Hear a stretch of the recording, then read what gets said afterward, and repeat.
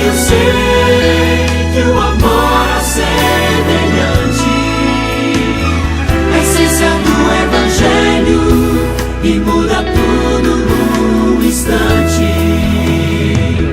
transformando o mundo uma vida de cada vez, estendendo os braços para servir a quem nada tem, semeando a paz onde o ódio já plantou a dor, espalhando amor nesse mundo sofredor.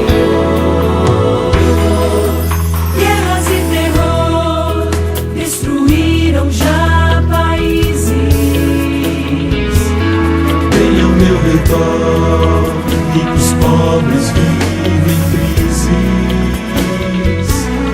É possível ver como sofre a natureza. Vamos perder o encanto se destruirmos a beleza.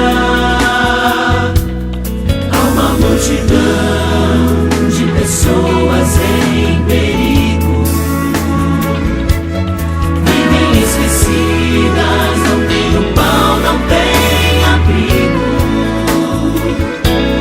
Traumas do viver deixam marcas e feridas.